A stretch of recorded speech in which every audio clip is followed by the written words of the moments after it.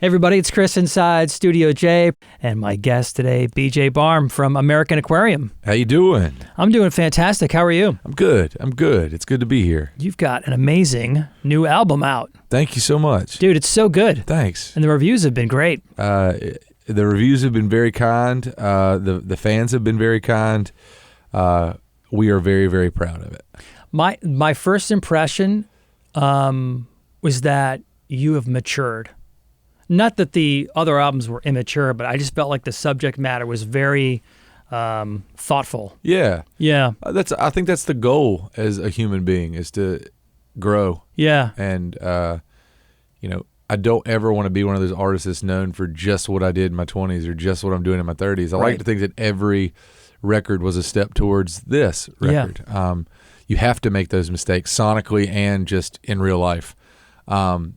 Before you start figuring out who you are, what your sound is, what you want to do. Yeah. This is just a culmination of 18 years of work. That's a long time. And craftsmanship. And we're, I always equate it to a tradesman. We wake up every day and we just work at our craft. Yeah. And then you look up and 18 years in, you're pretty good at what you do. Mm-hmm. If a cabinet maker has been building cabinets for 18 years and he's not good at it after 18 years, you might have picked the wrong profession. When did you start? Like when you say 18 years, was it pre-college? Our first record came out in 2006. Okay. So that was, believe it or not, that was 18 years ago. Wow. I started the band in college, and Yeah. I was a freshman at NC State in 2002. Yeah. So I was at State from 2002 to 2006. The record came out in 2006, and I took off on the road. Wow. And I haven't looked back. Yeah. Yeah. You're playing the brewery back in those days, I probably. did. Yes, I was. That was my first gig in Raleigh. Was the brewery, RIP. I think it's a CVS now. Yeah. So, but yeah, those were the cut and teeth days. Yeah. Those were the trying to convince some of my classmates that owned drums and bass and guitar to play with me, and then once we started figuring out that we weren't just going to be a local band, we were going to be a touring band, that's when some of the lineup changes started happening. And people were like, I'm going to school for engineering. I do not want, I like playing once a month for a free bar tab. I don't want to be a musician for my life. What was that transition like? It's hard. Did you expect that? Was that part of the plan that you wanted to? But looking back, I should have. I took it personally in the early days. Like if somebody quit the band, I always took it personally. I always was like, best of luck in whatever you're doing. But now I look at it, here I am 18 years in. I've had 36 band members. 5 of them are still with me. So 31 people have left this band in 18 years. To put that perspective, though, I've had the same exact band for the last 7 years. And before that, I had the same band for almost 8 years. So all that turnover was the first couple years. Yeah. And it was really just finding people that didn't want to stay in Raleigh, that were willing to go out, see the country, play shows, and kind of dedicate their life to music. And it took a minute. I'm still friends with, I'd say, 90% of the people that left the band because they did go and get their degree and go on to get like a normal big kid job. Yeah. And now we're friends because they're like, wow, you really stuck with it. And then I'm like, wow, you're crushing whatever field you actually decided to go into. So early on, I think there was a lot of animosity just because I had pride. I was young. But as an adult, I'm like, I can't believe I talked to anybody into staying for longer than a couple months. Do you consider making music a big kid job? Now it is. Does it feel that way? It's a big kid job. Yeah. I am a small business owner. Yeah. I employ 13 people. Pay them a salary every year. Their family depends on me and my business. So yeah, it's a big kid job. It's still fun. It's still a really awesome job. Like if I got to have a job, this is a cool job to have. But at the end of the day, you have to look at it as a business. If you're not looking at it as a business, you're going to fail at it. Yeah. There's a reason those VH1 Behind the Musics happened. It's because some of those people didn't look at it as a business and somebody took advantage of them. Yeah. So I think you have to kind of look at it as, okay, we are here to create art and we're here to create expression, but we're also here to live. Mm-hmm. And to live, you have to be able to sell that art. Right. It's a commodity. So sometimes that's hard, turning off the artist brain and then focusing on the business brain. When you write music, do you have to think that way? Do you have to be more strategic about either the writing or any of that part of it? You have to cut the business brain off when you're writing. You can't write for anybody but yourself. You can't write for anybody. You can't, because if I knew how to write for other people, I would have 20 number one hits right now. I'd be on the radio. I'd be selling out like Walnut Creek. Yeah. If I focused on writing for other people or cared what other people. I write stuff that moves me. I write a lot of like autobiographical stuff. Yeah. I write about my experience. I look at my job as I'm here to make observations.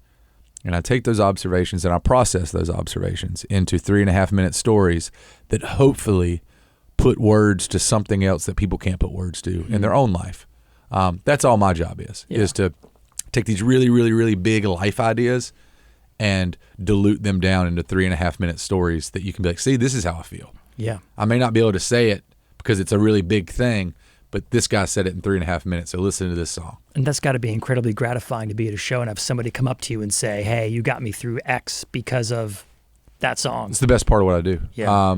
And it used to, when you're 20 and you're writing songs about going to the bar and chasing girls, there's not many people coming up to you and be like, man, this song saved my life. But when you fast forward and you're 40 and you're writing about miscarriages and addiction and losing parents and suicide rates, you get a lot more people I'm their therapist. Yeah.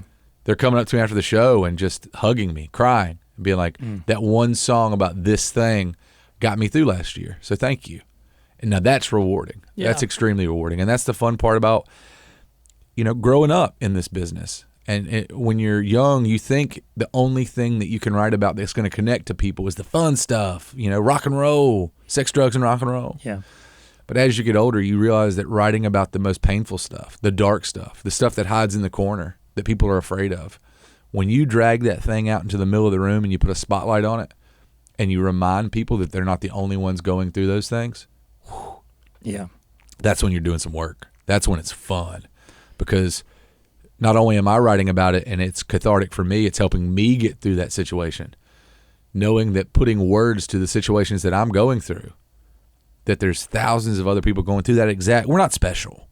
Right. Anything we're going through in life, we think, oh, woe is me. I'm the only person that knows how hard this is. No, you're not. Like, millions of other people are either going through it or have been through it or will go through it. Mm-hmm. So when you realize that and you start writing songs just about what you're going through, in the back of your head, this is going to resonate with a large swath of the population because we're human. Yeah. I'm not writing about the BJ Barham experience. I'm trying, if I'm doing it right, I'm writing about the human experience through one person's lens. And you've got a giant tour. I mean, it's almost like 60 dates. Yeah. And you did that, I think, last year too. Your tours are they are extensive. We don't play. And what's funny is we feel like we're not working enough. Because when we started the band, we were playing 300 shows a year. So we built our whole entire brand off, we might not be the best band. We might not have the best songs, but we will outwork every single person to get there. And then I had a kid. Yeah. And once I had a kid, it went from 300 to 250 to 200 to 150 to 100. And now I'm somewhere between 75 and 100 a year. Yeah. And so I haven't played a show since May. Like, now that my daughter's in school, I just take the summers off. I don't play. So me and her and my wife, we just travel. Yeah. And so I played Red Rocks in May. My daughter got out of school at the beginning of June. I took all of that off. She goes back to school August 26th. I go on the road August 29th. Well, good for you. That's just good work-life balance right there, too, right? And luckily, everybody else in the band is married, has kids, or thinking about having kids. So they look at it as BJ's not only just doing this for himself. Like, whenever I decide that that's right for me, I'll have my summers with the kids. I'll have those memories with the kids. I never want to be the dad that's always gone. And if I was playing, and the demand's there. Yeah. Like, we could play 250 shows a year easily. It's a choice now. And it's really awesome to be at the point where we get to choose us, our personal lives, over having to play. Because in 2012, 2013, we didn't have a choice. Like, if we were going to pay our cell phone and our rent, we had to be on the road 250 days a year. Yeah. How has having a child impacted your writing and your music? I mean, massive. Getting to see life through their eyes as they grow up. That's a really cool thing, is being able to revisit a lot of things through their eyes. Having a kid taught me how important it is to be vocal about stuff. I think a lot of people that follow our music realize that I didn't really start becoming socially observant in my songwriting until I had a kid. And the minute I had a kid, I realized that I had an obligation. I have a platform. Yeah. I have a platform of a couple 100,000 people that, whether they like me or not, they pay attention to me. And when things happen in this world, I need to give my feedback on it. That's what I do as a songwriter. You can't ask me to be open and honest about my relationships, the road, rock and roll, addiction, and turn that off when it comes to the things that are happening in our society. So you can't have one and not the other. And so I started being a lot more outspoken about things that move me, things that piss me off, things that, it's not just all sunshine and rainbows. This is the things that I'm seeing in the world. This is what I like about it. This is what I don't like about it. You make up your own mind as a person, but this is where I stand.